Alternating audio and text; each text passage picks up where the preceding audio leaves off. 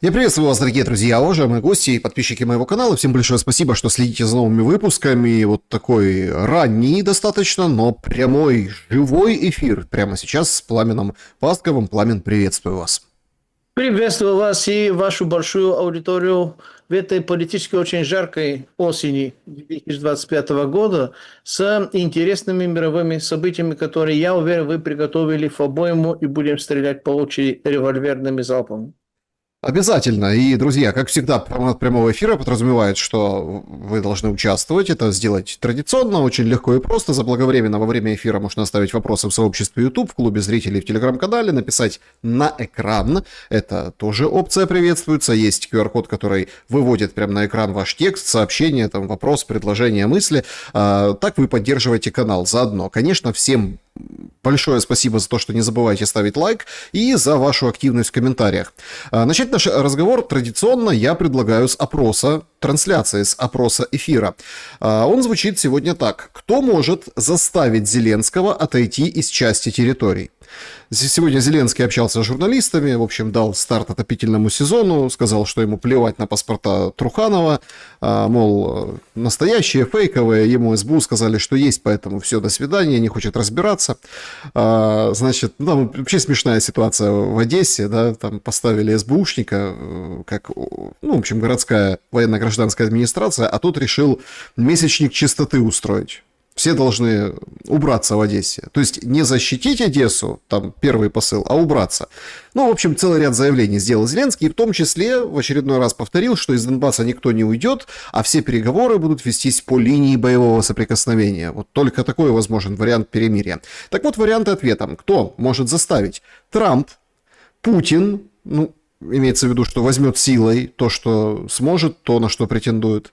Британцы могут заставить уйти Зеленского из Донбасса или откуда-то. Ну, или никто не может заставить. В общем, тут все партнеры, спонсоры, друзья, скажем так, империи, да, вот эти там, как бы, метрополия, да, если брать там Британию, никто не может сказать, потому что есть серьезный, как бы, у него запас такой отрицательной субъектности. В общем, сказать «нет» Зеленский может и сможет, и поэтому никто отходить без боя не заставит. Как вы думаете, потому что, казалось бы, пресса же писала четко, да? Уходишь с Донбасса, заморозка по линии, дальнейшая, ну и вот такой обмен земель, ну вот такая сделка. Но это Зеленский отвергает, отбрасывает, причем, интересно, с такой частотой, что кажется, что ему кто-то все время это повторяет. Вот повторяет, и он каждый раз выходит в прессе и каждый раз говорит «нет».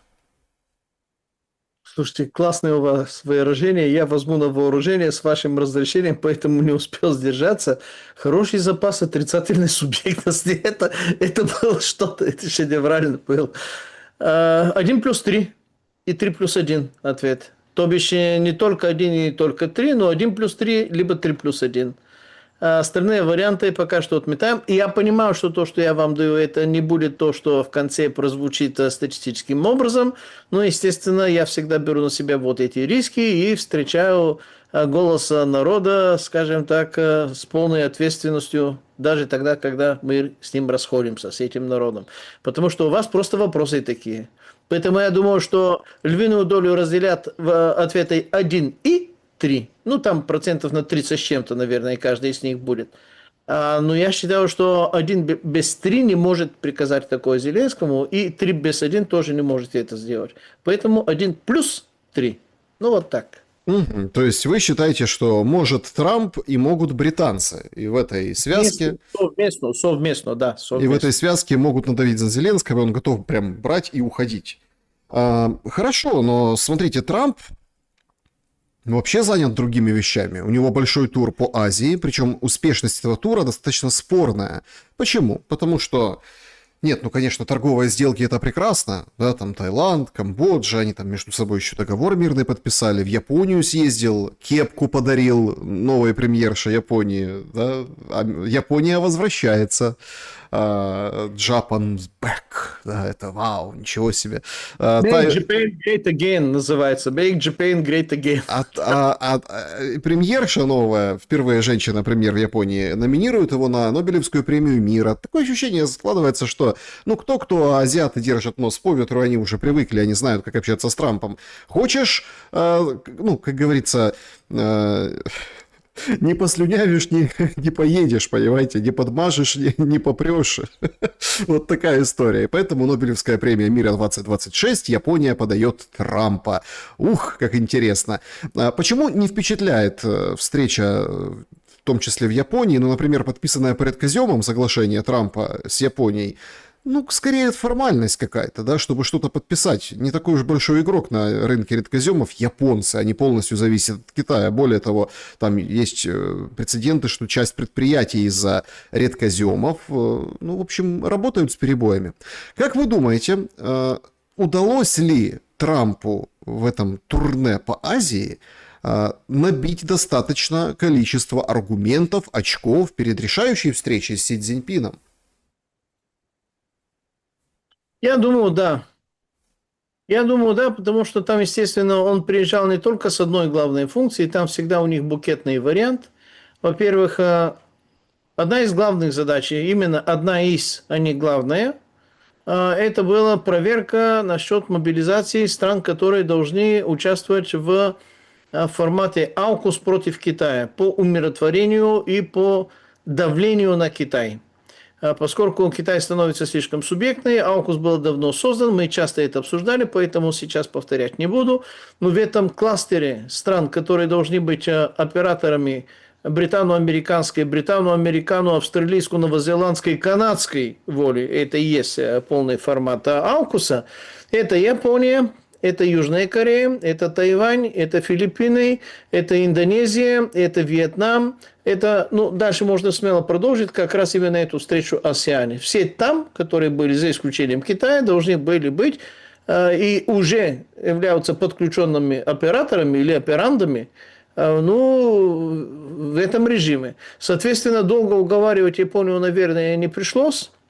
Единственные главные вопросы, которые Япония, наверное, выдвигала, это, слушайте, а как вы обеспечите нашу безопасность от этого там нерадивого Кима Севернокорейского? Он постоянно ракеты запускает, и они постоянно именно над нами пролетают. Даже если они летят в вашу сторону, в сторону Америки, они всегда над нами пролетают, над японцами.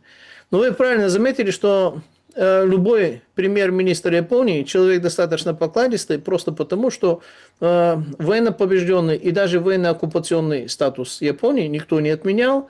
Базы на Окинаве американские как имелось, так и имеется. И никто подчиненность и, скажем так, ограничения и запреты над созданиями имений вооруженных сил Японии не отменял. Да, там у них, например, какие-то там то ли полицейские, то ли специальные силы, которые не армия, но практически как армия. Флот у них достаточно серьезный, настоящий, я имею в виду военный флот, то есть там кое-что очень даже серьезненько, особенно последние годы, имеется.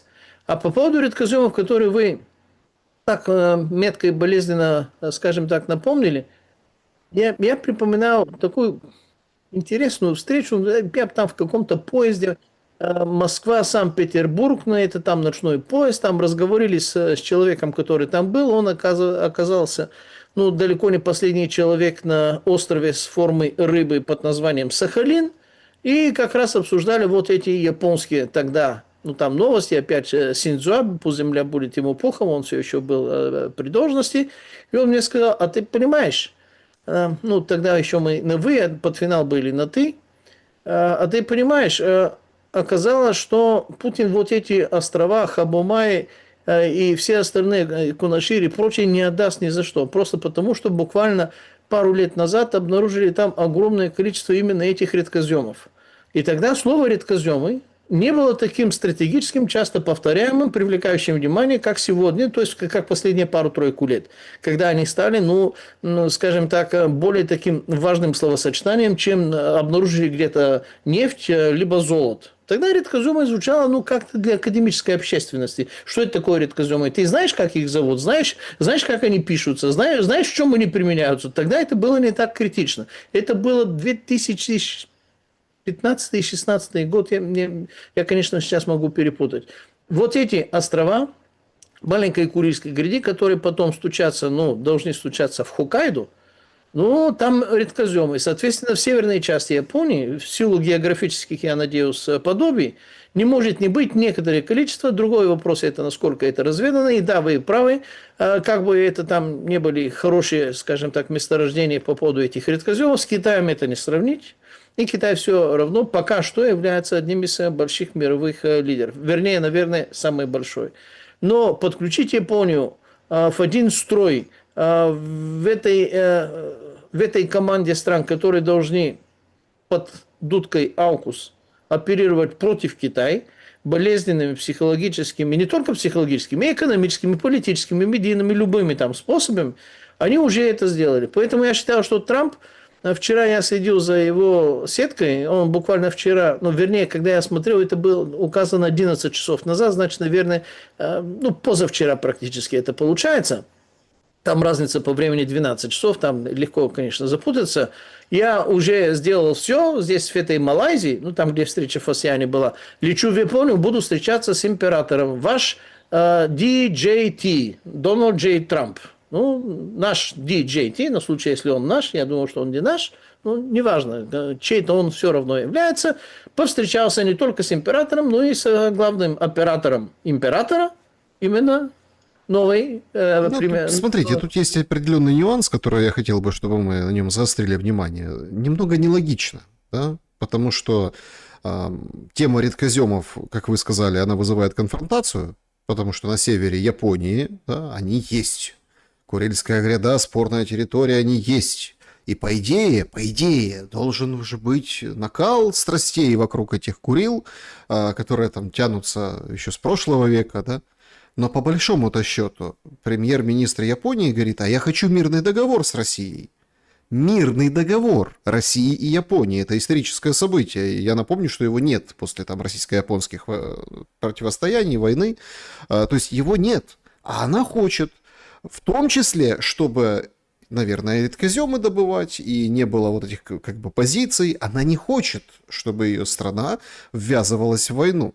А Трамп усиливает Японию. Он выступил, прилетел красиво так на вертолете на свою базу в Японии американскую. Говорит, вот все, оружие, у нас самые смертоносные ракеты, самые крутые. В общем, скоро для F-35 мы поставим, вот прям на следующей неделе, как вооружим Японию.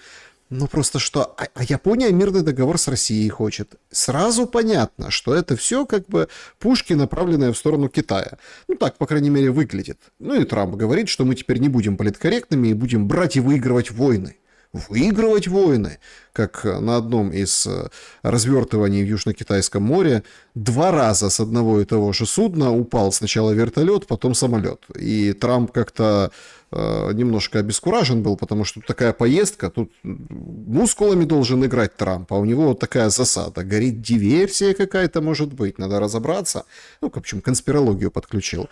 Поэтому очень интересна тема встречи Трампа и Си Цзиньпина. Россия как бы под санкциями, да, вот этими нефтяными, Лукойл, Роснефть.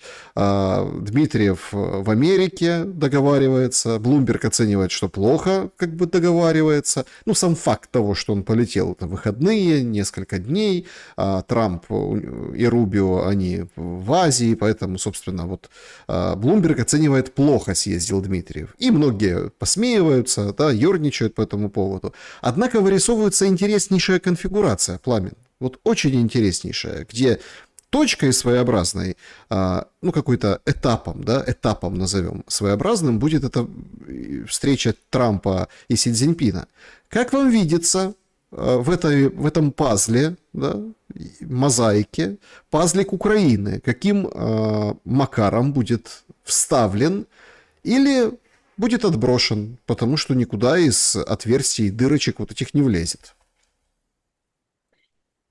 Ну, когда вы говорите, что премьер-министр Японии, она хочет заключить мир с Россией, очень важно посмотреть, это ее выступление прозвучало после встречи с Трампом или до? До. До. До. Она она ничего нового не сказала, потому что практически абсолютно все премьер-министры Японии все хотели заключить мир с Россией. Правда, на условиях, что, ну уж извините, Щекотан, Хабумай и Туруп, Кунашир, ну, давайте по-человечески, хватит уже безобразничать. Они постоянно напоминают, что южная половина Сахалина была японской.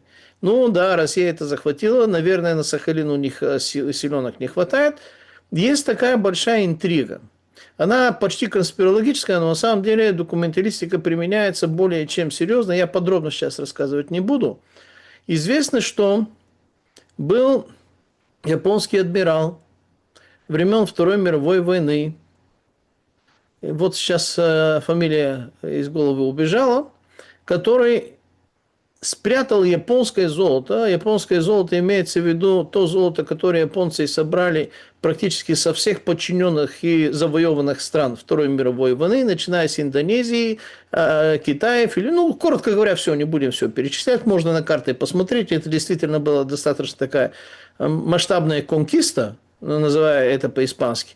Вот золото этого императора спрятано на Итурупе. И известно только японской стороне, где конкретно. Российская сторона Итурупом владеет, но не знает, где это золото. Золото Ямашита. Ямашита. Его звали Ямашита. Или по-русски, наверное, Ямасита надо производить, хотя между С и Ш по-японски это такой смешанный звук, который золото Ямасита. Адмиралом Ямасита. Там это спрятано как надо. Японская сторона знает где. Никогда, естественно, никому не скажет, потому что золото столько, что можно решить огромную часть не только экономических проблем любой страны, ну, в том числе, конечно, Японии, но и приобрести определенно совершенно другой геополитический статус, что любая страна, естественно, Япония в том числе, всегда была бы и рада, и на многое было бы и готова ради этого. Поэтому новый премьер-министр Японии, я уверен, что она, да, готова. Однако, давай сядем и поговорим, какие именно условия, где и как это должно проходить. И она будет говорить то же самое, что все остальные. Абсолютно все остальные. Все такие покладистые, все такие любезные, все такие улыбчатые, все отведают поклон сколько надо, как надо, угол будут соблюдать, уважение будут демонстрировать. Однако, для заключения, пожалуйста, очень вас прошу, с превеличайшим уважением, мы все понимаем, мы на все всякое готовы, ну, хотя бы вот это, если, ну, пожалуйста, и так далее, и вот так вот. И Путин опять будет вынужден, ну, тоже полюбезничать, насколько ему там сил хватает. Ну, сказать, что мы тоже на любой мирный договор согласны, кроме как без этого. И опять все торговые отношения там сохранятся, потому что Япония одна из этих немногих стран, которые в мире, которая является, ну, решительным доказательством того, что даже островные, можно сказать, архипелаговые страны, потому что это как японский архипелаг, у которых практически нет абсолютно никаких минералов. У них руды нету, у них угля нету, нефти, газа. Ну, коротко говоря, ну, есть острова до японцы.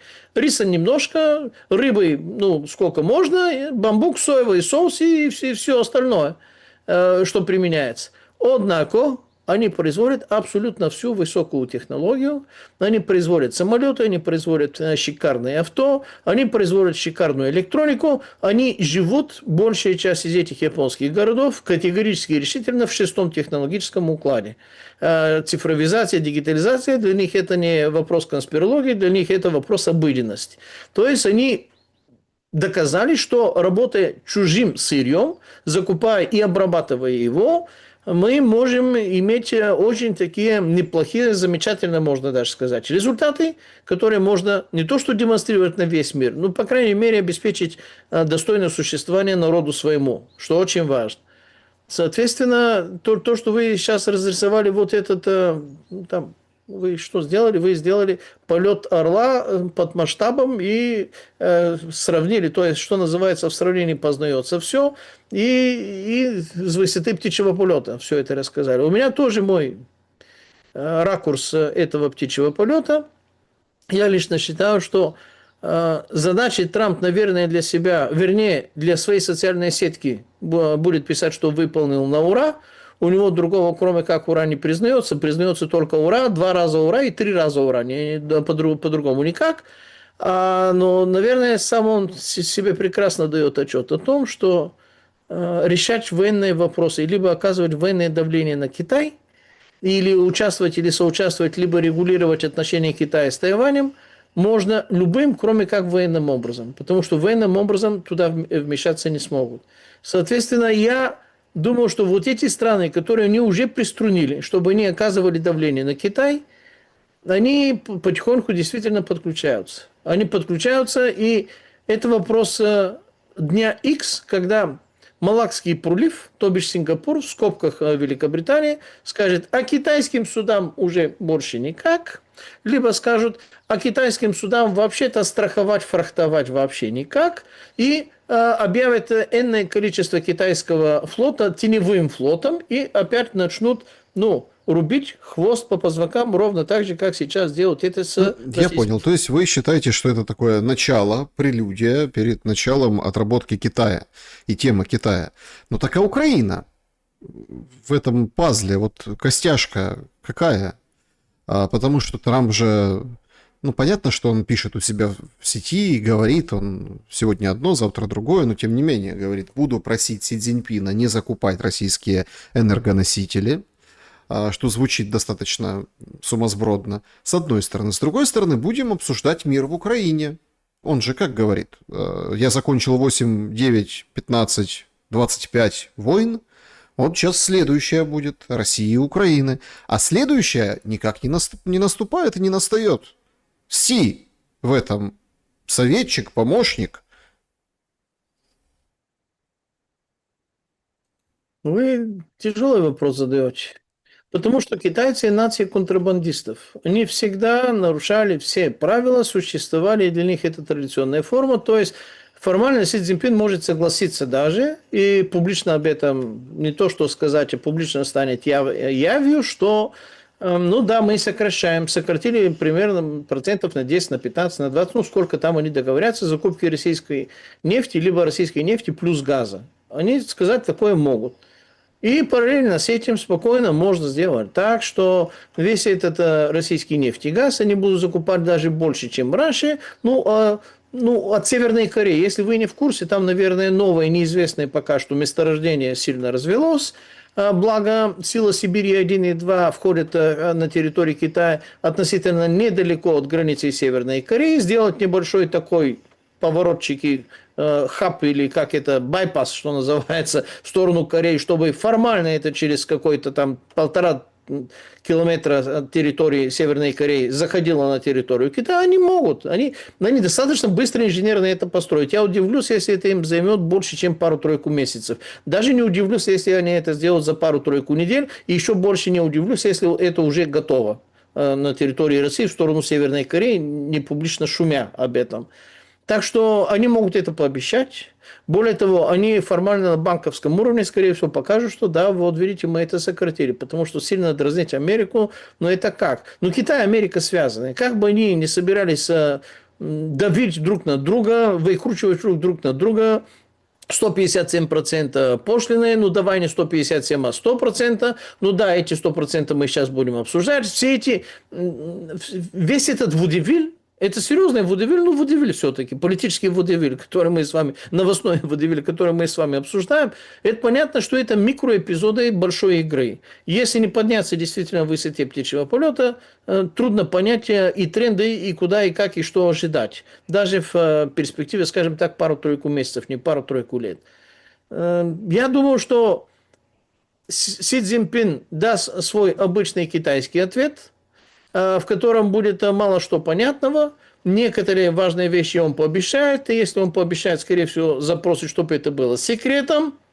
Для России это будет не секретом, потому что формально действительно эти трансферы ухудшатся и будут проблематическими. Но еще раз, у них есть Северная Корея.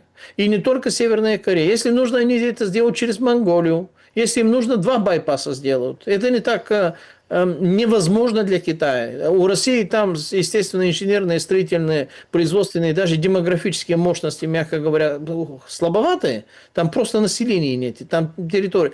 Нет, Китай, если нужно, они это сделают. Они быстро об этом договорятся. Там торы, то бишь территория опережающего развития. Там китайцы уже все разведали, все знают, все как у себя дома, что называется. Они спокойно это распроектируют и сделают. Так что сокращение формально будет, реально может быть даже увеличение. Потому что Индия-то не на словах, а на деле сократила. Потому что Индия далеко, к ней никакие трубы не тянутся. Не, ну там, там интереснее ситуация. Они вроде как официально у Лукойла, Роснефти не закупают, но будут закупать у мелких фирм, трейдеров, не у крупных, да, вот этих, на которых санкции, а у мелких. И сейчас уже немножко перетоптались, все понимают, что, ну хорошо, то есть, да, будем у каких-то других закупать, частный сектор переведем туда. В общем, на самом деле, как бы доля-то не шибко большая, и прок не шибко большой от этих санкций в плане сокрушительного удара по Российской Федерации.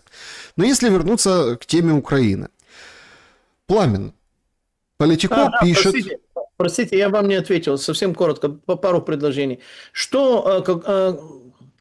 Какое значение имеет для Си Цзиньпина Украина? Для Си Цзиньпина Украина имеет значение главным образом, могу ли я протянуть туда логистическую нитку, один пояс, один путь, потому что мне нужен мой премиум рынок под названием Европейский Союз, а Украина стоит географически туда, и либо я через Турцию, что на самом деле проблематично, но все-таки постараться можно, либо через Украину, либо через Россию и Беларусь, что тоже, ну, коротко говоря, Украина ему нужна чисто логистически.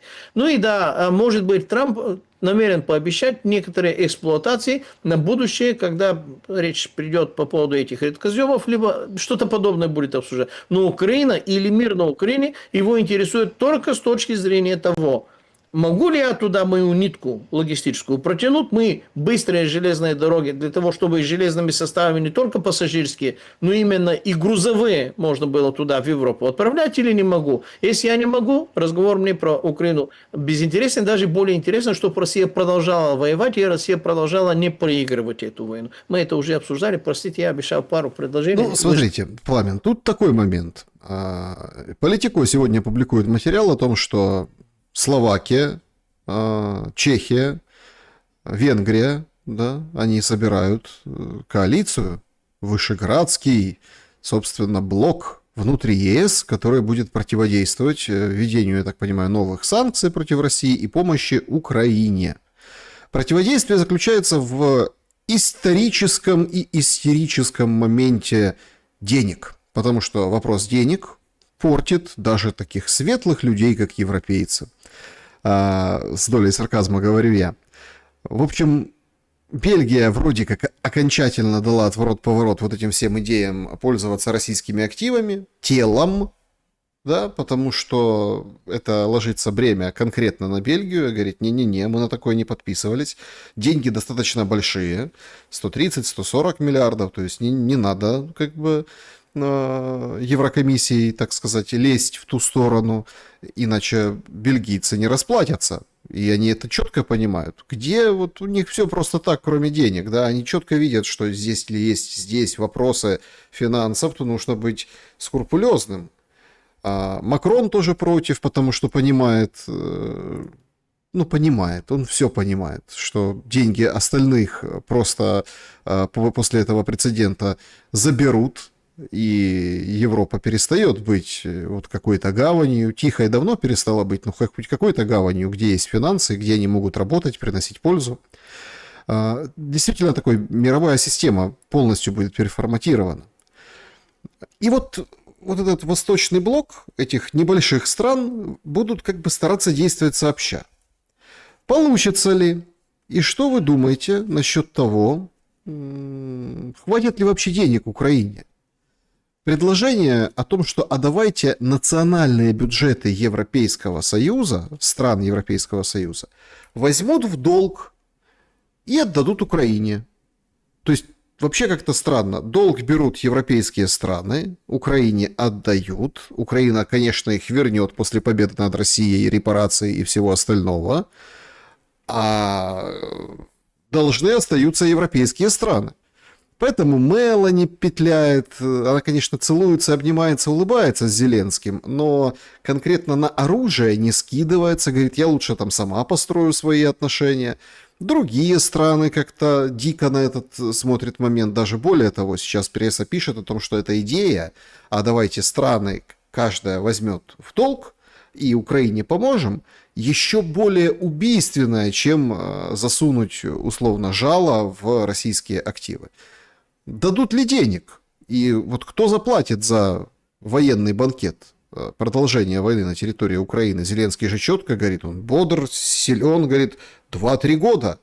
Туск и обалдел, аж рассказал в западной прессе, говорит, 2-3 года Украина может воевать. А деньги на 2-3 года есть? Деньги – дело наживное. Деньги – это вопрос эмиссионных центров. Эмиссионных центров в мире не так уж и много. Самый большой эмиссионный центр – это Федеральная резервная система, которая только географически в США. А прародитель, вернее, дедушка, основатель вот этой Федеральной резервной системы Bank of England, которые тоже печатают деньги с так называемым частичным обеспечением. Есть швейцарский банк, но он чисто такой исторический, наверное, его просто он к этому отношения иметь не будет. Есть принятое заблуждение, что Европейский центральный банк является эмиссионным центром, но он является эмиссионным центром под контролем 4 институтов Бреттон-Вудской системы, а это означает, что они эмитируют евро под контролем Федеральной резервной системы и Бреттон-Вудских инструментов. Так что, если будет принято политическое решение поддерживать Украину, а совершенно очевидно, что такое политическое решение принято, то деньги будут имитироваться европейцам, европейцы будут должны, но Украина тоже будет должна, потому что вы, естественно, сказали это немножко таким обычным, обыденным образом, деньги будут отдавать Украине, они не будут их отдавать Украине. Во-первых, малая часть из этих денег вообще поступит на территорию Украины. Во-вторых, Украина будет должна и за счет этих денег, которые поступят на территорию Украины, и за счет тех оружий, которые поступят за счет этих денег, которые европейцы взяли на это. Пример тому договоренность Зеленского с шведским премьером Кристофсен, по-моему, если мне память не изменяет, который не просто пообещал, они уже договорились. Я не знаю, это договор о намерениях, либо уже конкретный договор, рамковый, уже серьезный. 150 гриппенов – это серьезно. Розничная цена одного гриппена от 50-60 миллионов баксов, а конкретно вот эти комплектации, о которых они говорили, будут по 85 миллионов каждый из них. Если они были бы по 50-60, это означает от 7,5 до 9 миллиардов долларов. А если по 80-85, то уже за 10 миллиардов долларов это одни только гриппены. Когда ты покупаешь самолеты, закупка этих самолетов это является только первым входным билетом. Длинные полосы других расходов. Там базы, там поддержка, там обслуживание, там сертификации, там оборудование, там боеприпасы, там монтажные цеха. Там длинная полоса, которая обычно несколько раз больше, чем стоимость вот этих закупочных самолетов. Таким образом, очень важно посмотреть на условия этой сделки. Условия этой сделки, что Украина их закупает, значит, кто-то должен дать Украине предположительно 7,5 до 11-12 миллиардов. Никто их не даст. Просто эти деньги европейские переведут сразу на счет компании Saab, потому что они являются производителями этих гриппенов.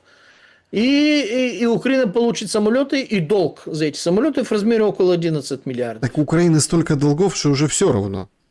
Не все равно. Никогда не будет все равно, потому что парных органов имеется достаточно много у многих людей на территории Украины с хорошей генетикой и так далее. И они до этого дойдут. Если кто-то сомневается и думает, что раз долг большой, значит не придут и не будут спрашивать про него, придут и будут спрашивать по поводу каждого цента, причем с процентами и с накрутками. Они это умеют, и они от этого не отстанут.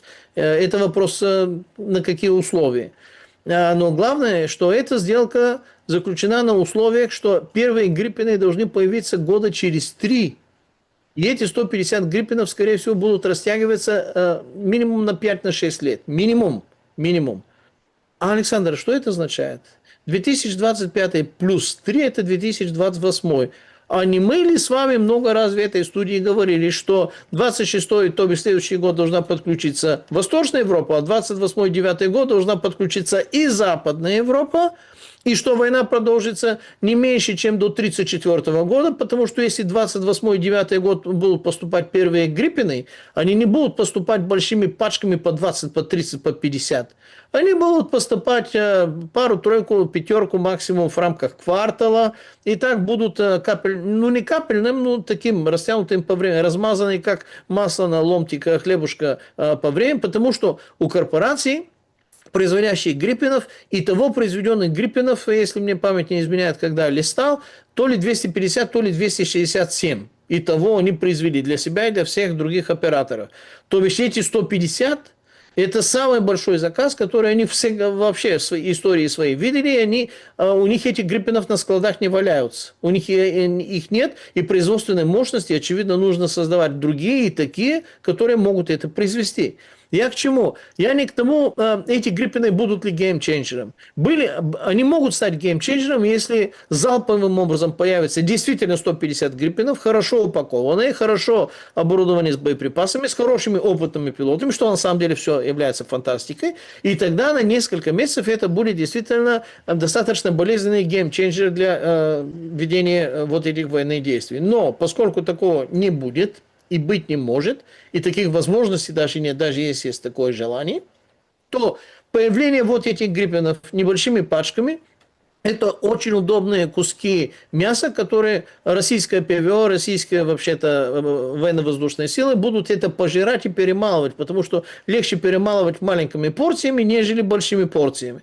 Соответственно, появится, я уверен в этом, парадоксальный эффект. Вместо того, чтобы этими гриппинами получить какое-то стратегическое военно-воздушное либо другое преимущество и хотя бы на время надеяться на какой-то геймченджинг, то получится так, что эти гриппины будут стимуляцией для раскрутки и развития именно российских военно-воздушных сил. Они приведут в технической годности все то, что имеется. Они поставят, нажмут на педаль газа для того, чтобы произвести новые там ПАКФА, Су-57 и то, что все остальное другое сейчас идет медленно, туго и трудновато. Они все сделают. И тогда окажется, что ровно так же, как с дронницей, сначала украинские вооруженные силы имели категорическое и решительное, можно сказать, подавляющее преимущество и перемалывали количественные преимущества российских вооруженных сил. Россия поставила вопрос с дронами тоже на поток, а системным образом это масштабировала, и, мягко говоря, ну, мы знаем эти реалии, не будем их повторять в каждой нашей передаче. С этими самолетами будет то же самое. Эти гриппины окажутся толчком для развития, для мобилизации, для увеличения и для усовершенствования боевой способности российских военно-воздушных сил. Ну, это как с ПВО, да, вот, где россияне, ну, вот там уже были налеты на Москву пару дней назад, там, где фотография вот этих мобильных... 30-40 дронов, да, было. Мобильных групп. И вчера ночью тоже была атака на Москву, но вчера ночью ничего не долетело. Все позбивали и публикуют карты, как в кольце ПВО находится Москва, поэтому, знаете, посмеиваются над Зеленским и его блэкаутами в Москве, даже там депутаты отдельные, о том, что Москва когда-то называлась отель Украина в Киеве на Майдане Независимости. Вот это Москва в блэкауте, а та, которая Москва российская, она нет. Логика понятна. Плюс еще сюда добавляется о том, что Зеленский вчера всем сообщил интереснейшую вещь, что вот эти... Ну, он ставку провел по дальнобойности. Ну, дальнобойность. И, в общем, там деньги дают, бизнес, производственники, военные, все собрались. И, в общем, он подписывает контракты на 3 года с оружейниками. На 3 года подписывает контракты. Мол, даже если завтра остановится война, все равно это дальнобойность, наш приоритет. В общем, Украина выполнит эти контракты. Вопрос только, сможет ли новая власть, или он нас собирается оставаться лично у власти, да, чтобы гарантировать этим оружейникам вот эту прибыль и вот это развертывание вот этих дальнобойных ракет. Причем, насколько я понимаю, часть производства, да и вообще сейчас сделано так, что эти производства размещаются на территории Европы. Ну, так безопаснее, потому Именно что... поэтому Это не вопрос безопасности, чтобы и деньги, которые будет должна Украина за эти производства, шли прямиком туда, обойдя, грубо говоря, любое украинское участие. Это просто Украина должна будет. Они просто сокращают путь, и все эти деньги, которые они будут брать взаймы, будут оставаться у них, и там производство, добавленная стоимость, рабочее место. Все, они свою экономику будут развивать. Зачем Но надо как развивать? изменится ситуация на земле? Ведь помимо темы дальнобоя, Зеленский демонстрирует нечто. Значит, сейчас такие три горячие, вообще их больше, потому что там и Днепропетровское направление тоже достаточно тревожно все развивается для вооруженных сил Украины. Значит, Покровск. Сегодня Зеленский подтвердил, что войска российские в городе. Правда, вот это вот, ну это же даже гражданскому человеку понятно, что это какая-то залипуха по поводу Покровска. Значит, он распорядился бросать туда силы, выбивать из Покровска российскую армию, и, в общем, туда отправляется, ну, вчера сообщали, что отправляется спецназ ГУР, но это тоже, знаете, сообщение, это, конечно, прекрасно, когда по медиа во всеуслышание говорится, мы отправляем туда спецназ ГУР. Вот зачем это объявлять? Да? Чтобы все испугались и убежали, понимаете? Но Генштаб какую-то вообще интересную историю, версию событий дает, украинский. 200 человек. Пламен. 200 человек. Город почти потерян. В общем, резервы надо бросать больше в то направление. Спецназ ГУР. В общем, все силы, чтобы фортеця Покровск выстояла. А Генштаб говорит, 200 человек зашло. Чтобы уничтожить 200 человек, надо там, не знаю, там, кучу народу туда отправить, в эту воронку Покровскую и положить. Что-то не бьется, что-то не бьется. В Купянске тоже история с котлом, ну, таким перерезанием, да, вот этого выступа на левом берегу Оскола. Там тоже ситуация сложная. Есть потенциальное количество пленных, там, ну, или там пленных, погибших, непонятно, как это все будет. В котле 5000 человек, 5500 вооруженных сил Украины сообщают. В Купянске тоже там 3-4 тысячи. Ну, это так, по таким оценкам, да, экспертным. Но возникает еще одно очень интересное направление, по которому я тоже хочу, чтобы вы высказались. Это Волчанск. Значит, там были кадры, как российские войска зашли на элеватор. Это гораздо западнее самого населенного пункта. И ровно в этот момент Украина бьет по Белгородской дамбе. Разливается Белгородское водохранилище, падает уровень воды там на 1 метр. И, соответственно, это затрудняет логистику. Кто-то говорит, отрезали российские войска, кто-то говорит, затопили, кто-то говорит, просто усложнили передвижение. И выглядит этот удар абсолютно как удар отчаяния. Когда, условно, в Донецкой области уже это так было, когда надо было отступать, подрывались дамбы, сжигались мосты, и, в общем, как бы мы на пороге тотального отступления сразу по 3-4 точкам на линии фронта. Не является ли это стимулом договариваться? Ну, вот ситуация на земле. Лиман, Покровск, Купянск на самом деле приговорены. Это вопрос от пару-тройку недель до пару-тройку месяцев, чтобы все это уже захлопнулось. Вы добавили к этому списку и Волчанск, который на реке Вовча. И я вижу действительно, когда вы говорили, на военной карте я смотрю, вот эту плотину белгородскую, которая, таким образом практически затапливаются именно те районы, которые, то есть северная часть Волчанска, она окажется, на время, по крайней мере, отрезанной от дополнительного количества воды на случай, если они действительно разрушат Белгородскую дамбу и там все это выльется. Не знаю, у кого затопят, но то, что взятие северной части Волчанска будет уже вопрос пару-тройку дней после того, как это произойдет, это, что называется, к бабке не ходи. Поэтому неизвестно, что они это сделали. Является ли это, скажем так, инструментом для разговоров и переговоров? Ну да, любая территория, которая сейчас Россия отвоюет отдельно от Донецкой области, отдельно от Запорожской и от Херсонской, будет являться, картами, либо там векселями, с которыми они будут торговать потом по территориальному вопросу, когда Трамп, который сейчас сказал, вот вам пакет санкций, вернее, пакет санкций озвучил подробнее Скотт Бессент, ну, Трамп подчеркнул, что он уже не торопится, он будет ждать уже, пока Россия станет тепленькой, как они придут, и он уже занимается вот этими главными приоритетами, которые вы уже озвучили, в нашей передаче в том числе, поэтому я повторять их не буду. То есть спокойно запустил процесс варки, и когда вот этот суп сварится, тогда он придет уже, ну, скажем так, с половником, либо там с ложкой и будет решать вопрос. Он понимает, что это займет некоторое время, потому что когда ты осуществляешь такие болезненные экономические приемы над Кремлем, то это требует некоторое время, чтобы эти болезненные политические, финансовые политические, экономические приемы возымели какое-то действие, нужно некоторое время.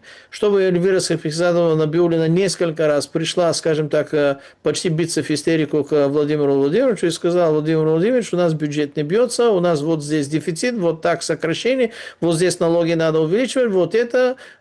Первые пару-тройку раз Владимир Владимирович скажет: слушай, ну ты экономист, ты вообще-то решайся, я тебе задание поставил, ты вообще-то занимайся. Она вернется, потом вернется с тем же самым, потому что хоть она и финансист, и экономист, хоть она и Ель и так далее и тому подобное, но она не Гарри Поттер, у которого есть волшебная палочка, там махнул, заклинание сказал, и все изменилось. Ну не тот случай.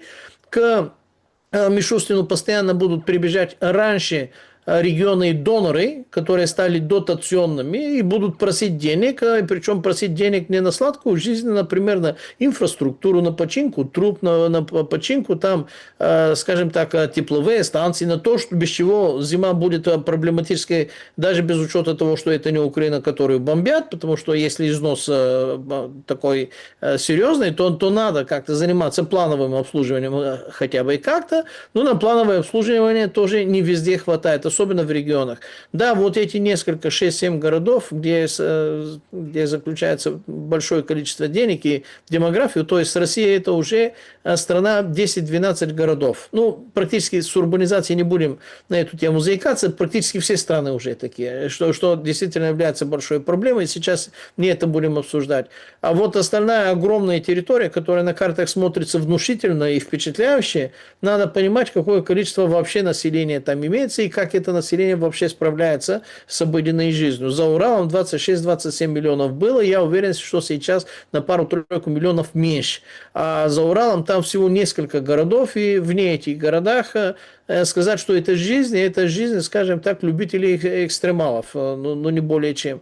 Поэтому, как эти регионы начнут прибегать к Мишустину, а Мишустин прибежит к Владимиру Владимировичу и скажет: ну, Владимир Владимирович, слушай, этим регионам это уже кровь из носа, ну, это вопрос уже не баловства, это уже не каприза, это не вопрос яхты, это надо, а то холодно, будут трескаться вот эти трубы зимой, будет проблема социальная, понимаешь? И несколько раз, как ему придется их разворачивать, и окажется, что Индия больше денег не дает, Китай формально меньше денег дает, а там надо, а приходы-то не увеличиваются, а сокращаются, а головные боли увеличиваются, и тогда, наверное, через действительно энное количество времени, несколько недель, предположительно пару-тройку месяцев, к Новому году, либо немножко после Нового года, Владимир Владимирович скажет: ну, Трампуша, ну, давай, вот тебе и Кирилл Дмитриев, вот тебе и Ушаков, вот вообще-то давай Виткуфа, вот давай, если нужно, и Келлога, вот вообще-то приезжай, назначай, Монголия, Беларусь, Китай, Анкуридж. Не, подождите, тут какая-то есть такое выражение. Ну, вот смотрите, там Равин недавно сообщил, Днепропетровский, что 16 января следующего года все закончится. 15 января. Уже есть и такие Да, пророки. причем, говорит, это ему сказали какие-то большие люди. Ну, какая-то хуцпа, понимаете? И вы сейчас то же самое декламируете. Смотрите, Россия такая большая не вчера стала, не с началом войны.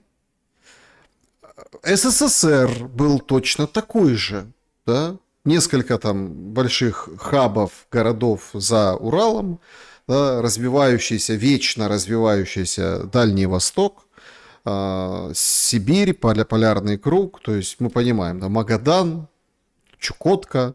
То есть, смотрите, тут как бы и вот кто-то придет к Мишустину, какие-то ходаки, то есть, ну, смотрите, это абсолютно нерабочая история. Ну вот то, что вы говорите. Регионы не будут расползаться.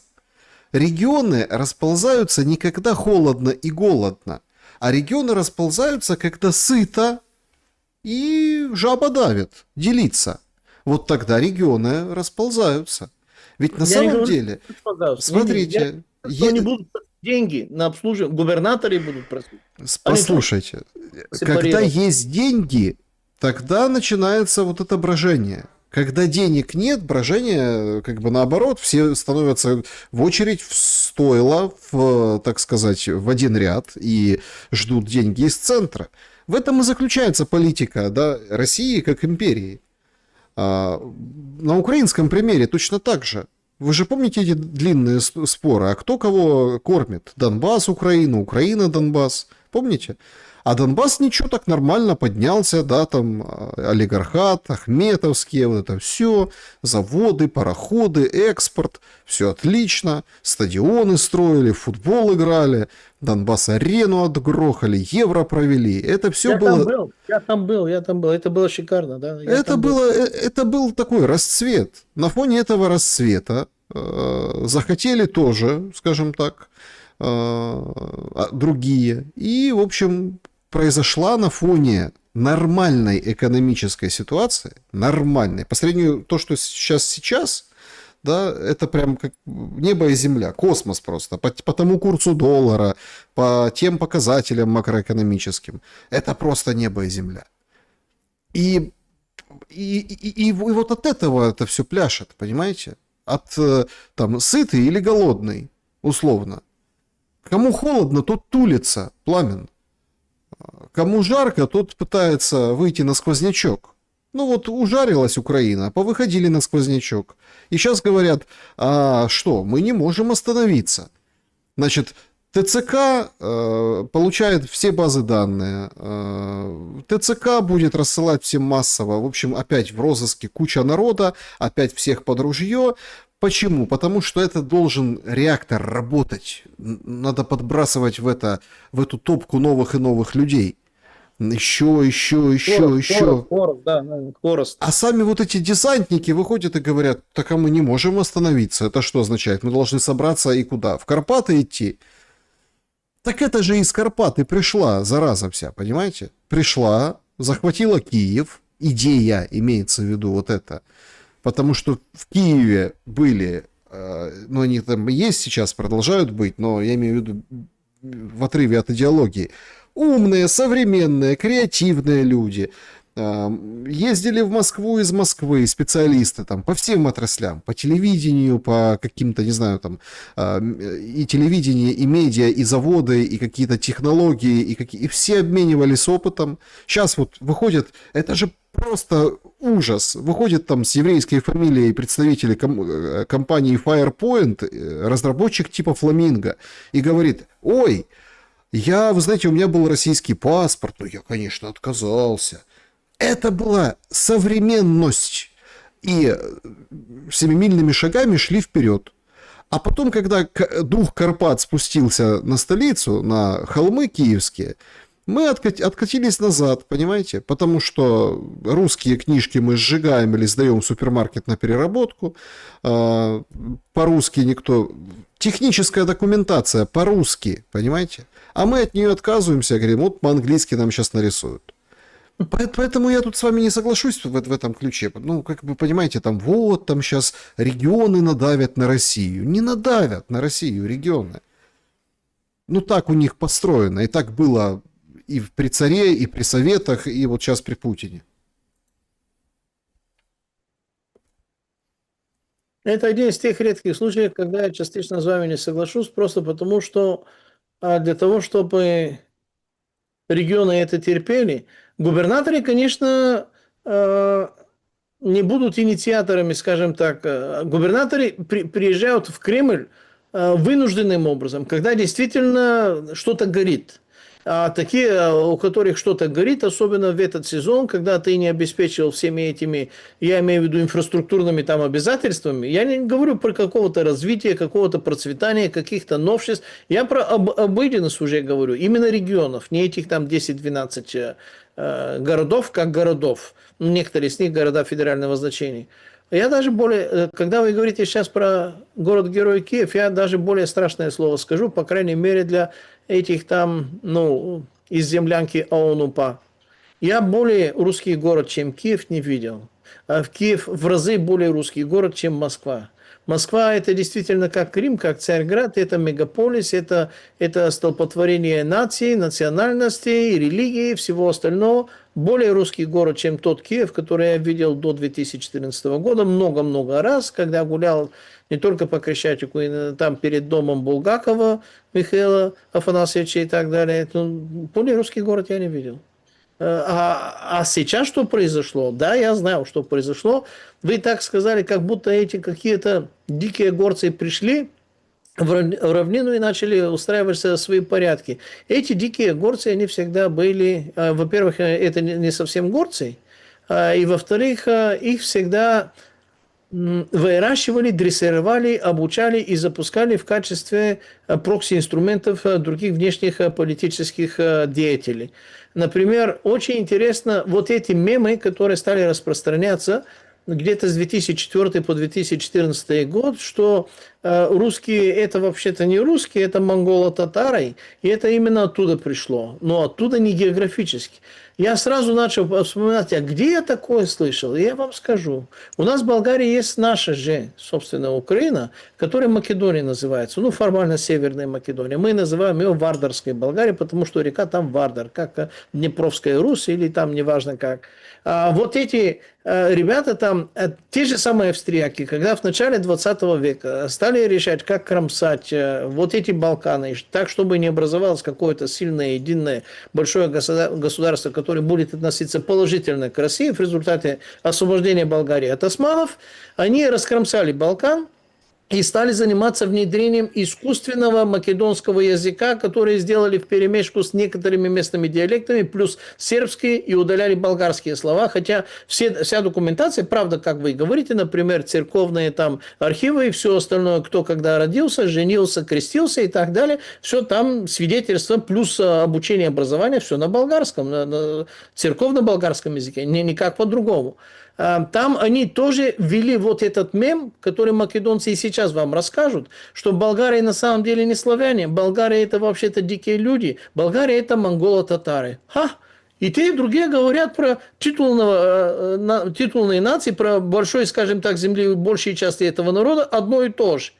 Причем подобие на этом не заканчиваются. Более 40% нынешней Болгарии, населения нынешней Болгарии, это беженцы именно из той же самой Македонии, потому что после этой русско-турецкой войны, в результате которого появилось болгарское государство на Балканах, потом был Берлинский договор, который в 3 раза это урезал, и сейчас этих территорий не просто вернулись обратно к Османской империи, но османы, естественно, начали заниматься большой резней, наши там восстания устраивали, а турки их резали, и беженцы спасались на территории Болгарии, и беженцы из Македонии, более 40% на территории нынешней Болгарии.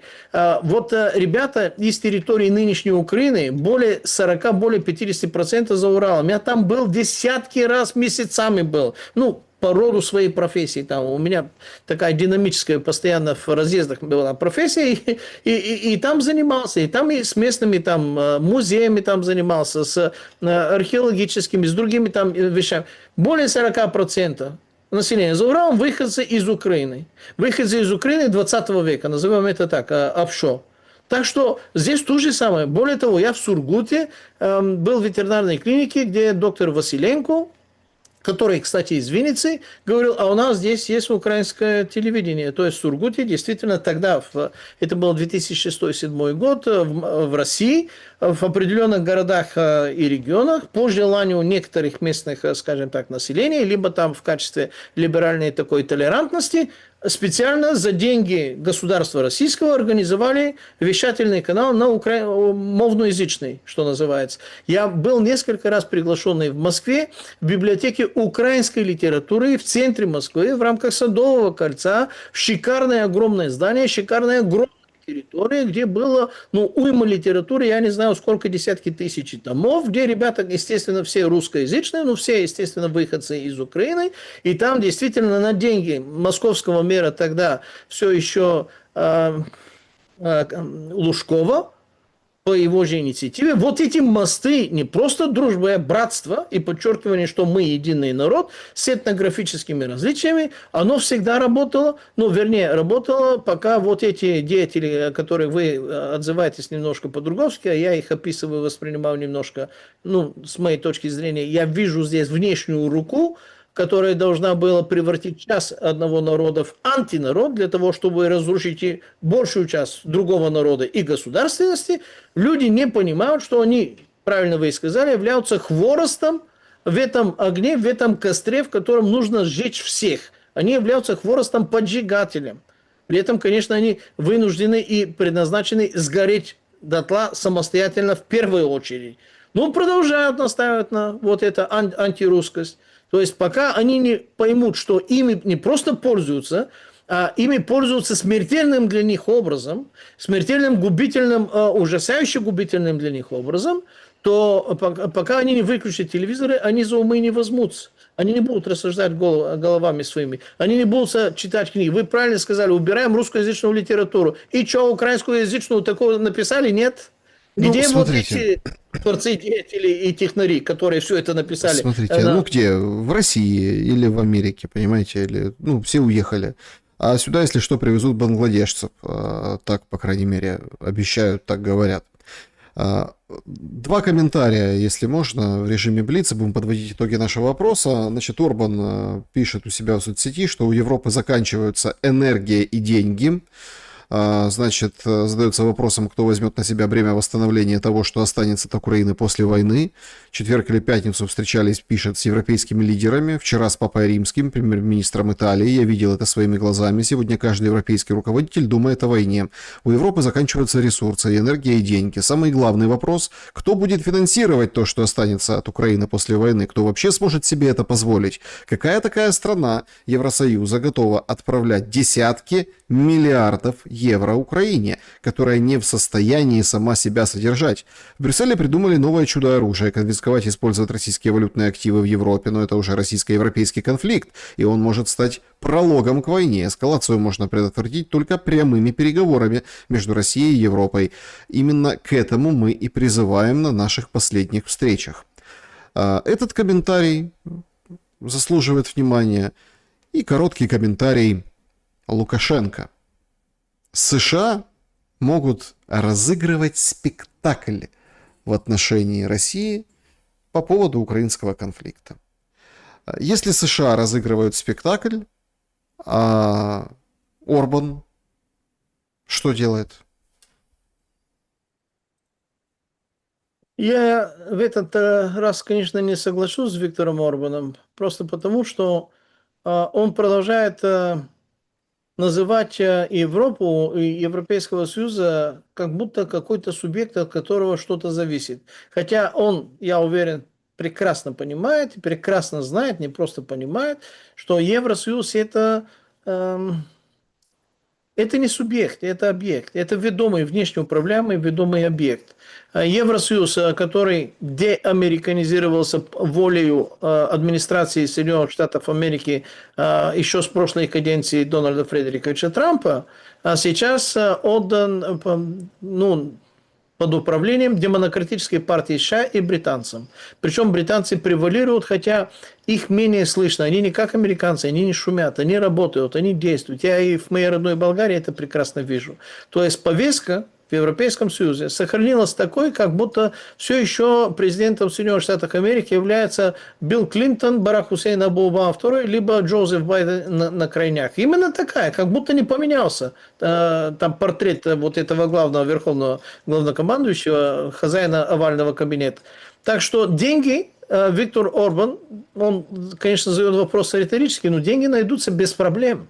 В виде долгов они найдутся, как и всегда находились. Я еще раз продолжаю утверждать, что если будет на то внешняя мощная политическая воля, чтобы Европейский Союз воевал с Россией на полях Украины, то хотя Европа действительно деэнергизированная, хотя действительно Европа ну, скажем так, не имеет собственные эмиссионные центры, которые может имитировать эти деньги, им это проимитируют, им это дадут в долг, им это вменят в долг. Если нужно поменять некоторые или все политические верхушки для того, чтобы они были более стержневые, как мы уже это обсуждали. Будет на то политическая воля. Вы же видите, сделка с Гриппинов, она тоже подтверждает те же самые сроки, что до 1934 года как минимум не будет прекращаться война. Все уже ориентируют свои масштабные действия, в том числе и в календарном плане, примерно к тем же самым рубежам, что 28-29 год Западная Европа должна воевать и будет воевать, скорее всего, если не произойдет действительно какое-то большое масштабное изменение,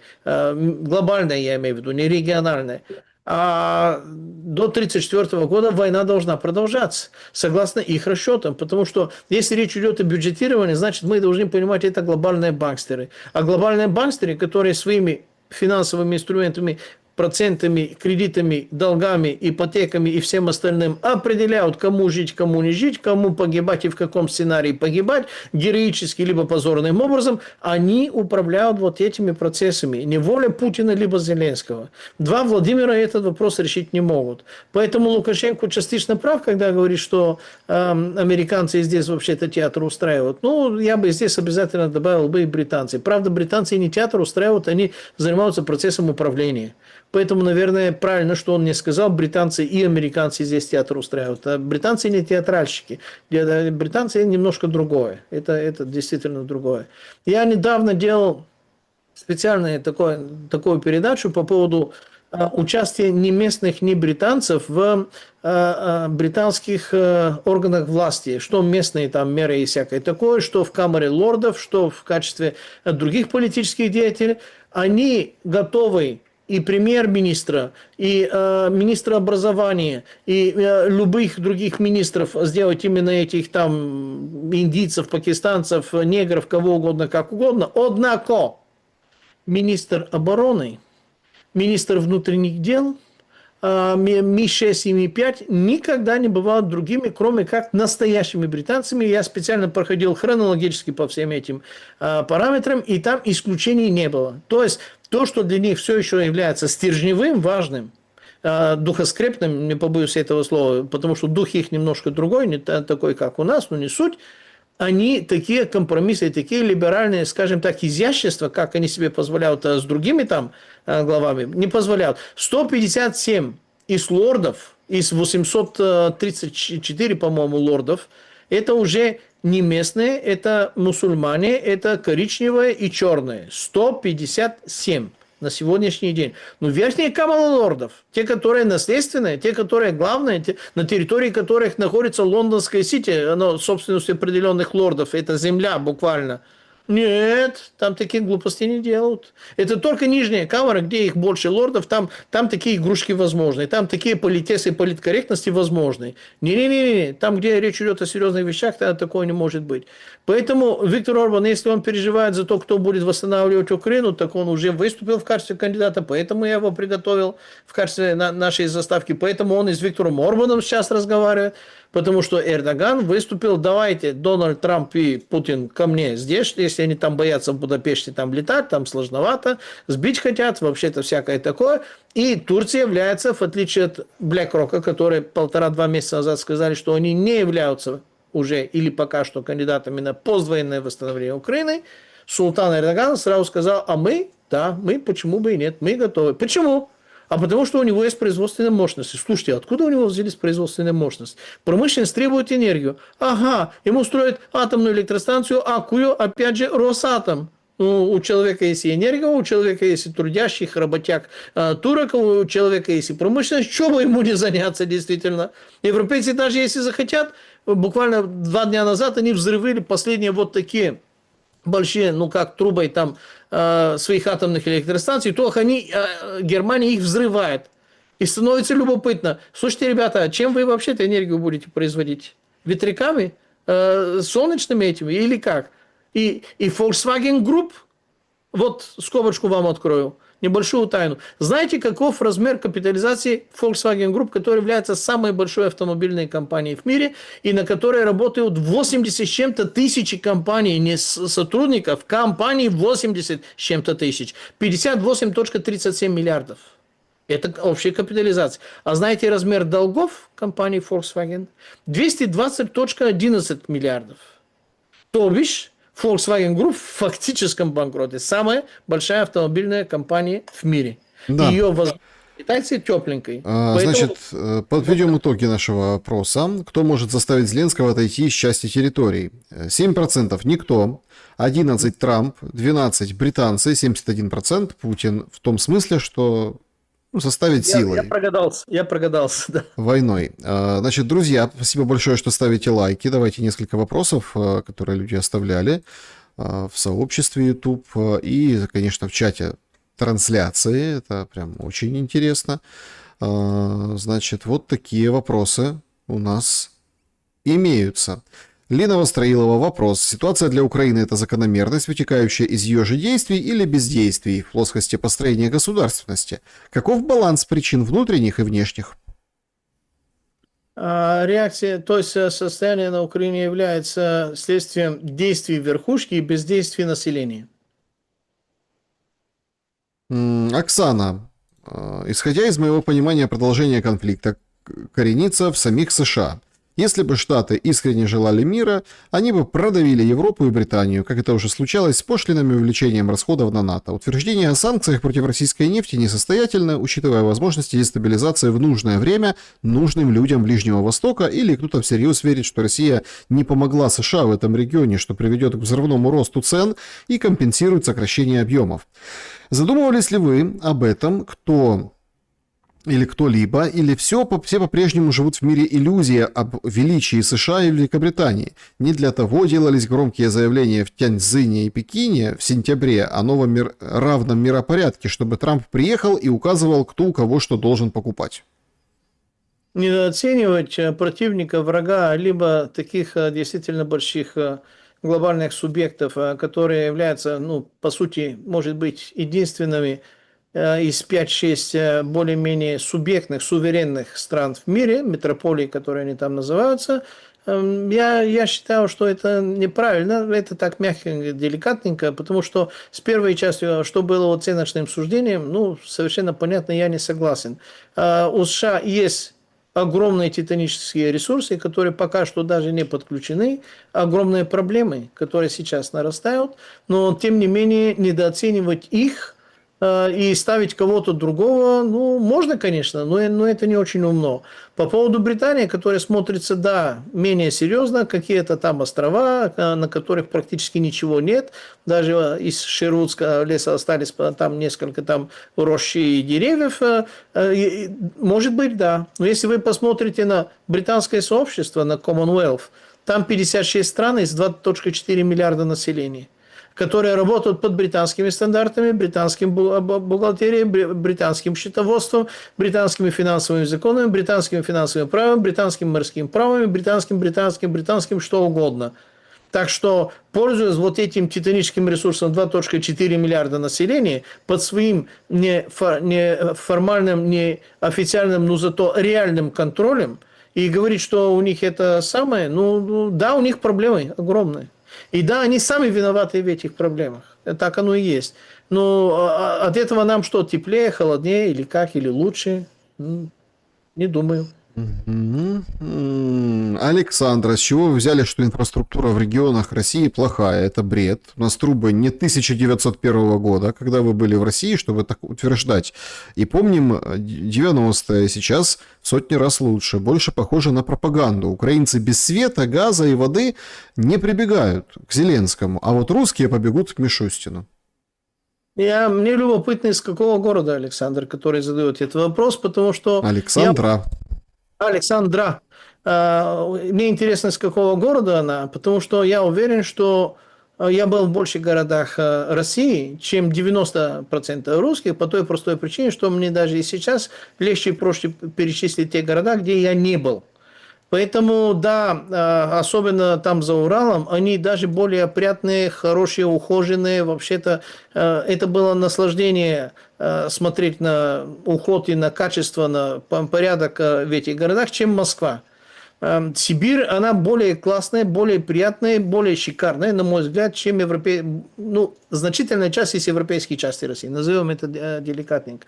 Но игнорировать факт, что в многих, в том числе и больших городах и районах больших городов, есть большая проблема с поддержкой этой инфраструктуры, которая на виду и является фактом и в Московской области, и даже в некоторых районах Москвы, про других городов и говорить не буду, это просто невежество. Она это не знает и не хочет знать. Раз не хочет, не буду настаивать, пусть каждый живет, скажем так, в своей камере, как ему угодно. Не проблема. Вопрос к Пламену, когда болгары полетят на Марс? Надеюсь, не в этом веку. Нам сначала в своей Болгарии лучше разобраться, нежели летать на Марс. Ну, с учетом, скажем так, замашки Илона Маска, всякое может быть. Всякое может быть, потому что вот такие отрешенные, которые будут в составе команды, первой команды, которая, наверное, будет летать в Марс, зная менталитет наших, который сильно похож на что-то сродни между менталитетом кавказцев и русских, вполне могут найтись и некоторые болгари, которые полетят с первой многонациональной команды. А вот самостоятельно Болгария была космической страной времен Советского Союза, и именно благодаря Советского Союза. Именно поэтому единственное, скажем так, могущество, зажиточность, приличие, шестой технологический уклад, индустриальная и военная мощь Болгария имела именно в эти годы, когда мы были вместе в Совете экономической взаимопомощи и в составе Варшавского договора. И именно эти времена были лучшие для Болгарии. Сегодня это принято, естественно, запрещать, не вспоминать и хулить, и хаять любым образом. Но я и люди, как я, нас немного, но зато когда в руках и в устах твоих правда, я не побоюсь и этого нескромного слова, говорим, то тогда мы разрываем вот эту пелену лжи, пропаганды и демагогии, и через этих разорванных окошек народ может посмотреть на историю свою невооруженным глазом. Просто потому, что на сегодняшний день сегодняшние либеральные демократы и профессиональные русофобы, профессиональные служебные русофобы Болгарии, которые в правительстве Болгарии, они не в состоянии не то что построить, не то что сохранить, а даже покрасить то, что осталось, построенное времен социализма. Они вообще ни на что не способны. И это всем очевидно. И народ ищет какие-то пути выхода, потому что путь выхода был именно там, где мы сами не туда свернули. Ну, это уже, я думаю, что то, что я рассказал, спокойно можно применить и к Украине, украинцам, и к России, и к русским, и к многим другим восточноевропейцам. И когда я езжу по этой Европе, постоянно они мне об этом и говорят. Значит, два вопроса вы не ответили. Почему к Зеленскому не идут, а к Мишустину побегут? И когда вы были последний раз в России? Последний раз был ноябрь 2019. Вернее, тогда я сел на мою машину. Я был в России без малого 20 лет. В ноябре 2019 года я уехал, а после этого из-за ковида, из-за всяких других там пертурбаций, из закрытости и прочее, мне не удалось вообще-то туда вернуться. Слава богу, семья туда переехала, воссоединились, 2 года нас держали разделенными, поэтому сейчас у меня пока что нету ни желания, ни большого смысла езжать туда из-за огромного количества сложностей, которые сейчас не стоит перечислять. Но почему к Зеленскому не побегут, я уверен, и к Зеленскому побегут. Правда, Зеленский в состоянии куда-то убежать. А если к Путину побегут, Путину некуда бежать. Поэтому Путин все равно будет вынужден решать эти вопросы. Инга спрашивает, пожалуйста, ваше мнение о затишье по вопросу Приднестровья. Спасибо. А правда, слушайте, такие волнения были. Сейчас тишина. Ну, я уверен, что эта тишина является просто паузой и подготовкой следующего раунда. Потому что я уверен, враги России, я имею в виду большой России, в этой большой России вкладываю и Украину, и Беларусь, и Россию, они намерены сейчас и готовятся качественно бить по 2 уязвимым точкам для нынешней Российской Федерации, а именно Приднестровье и Калининград. Это требует подготовку, чтобы их изолировать, чтобы приготовить вот эту совместную операцию, для того, чтобы показать на деле несостоятельность нынешнего Кремля, отстаивать, защищать и своих не бросать и так далее и тому подобное. Они досконально будут готовиться. И сам факт того, что уже ведутся некоторые разговоры, переговоры и Майя Санду, и с Зеленским по поводу, ну, давайте, Молдова, разрешите нам некоторого там украинского контингента, чтобы порешать вопрос с этими там приднестровцами. Майя Санду пока что это откладывает. Но я думаю, что это вопрос дополнительного давления, которое окажут на Майю Санду не с украинской стороны, а с европейской стороны. Она человек настолько подневольный, настолько печати ставить негде. Так что это вопрос времени. Либо это вопрос разрушения фронта, больших множественных прорывов и возможности России выйти на Приднестровье. Правда, это мне видится не раньше второй половины 2026 года. Не раньше. Да, ну, еще сегодня сообщение от службы внешней разведки о том, что французы хотят отправить 2000 военных иностранного легиона, как бы латиноамериканского происхождения. Вот. Ну, опять-таки, может быть, конечно, игра спецслужб, опубличивание какой-то информации, хотя французы готовятся, они этого не скрывают. Будем наблюдать в любом случае. Пламен, спасибо большое за время и мысли. Братья и сестры, дамы и господа, товарищи, друзья, не друзья, господа офицеры, господа не пьющие не офицеры, выключите, пожалуйста, телевизоры, включите мозги, и все у вас приложится. Будьте с нами, продолжение следует. Всего вам доброго. Друзья, всем большое спасибо, что посмотрели это видео. Ставьте лайки, подписывайтесь, берегите себя и друг друга. Увидимся. До скорого.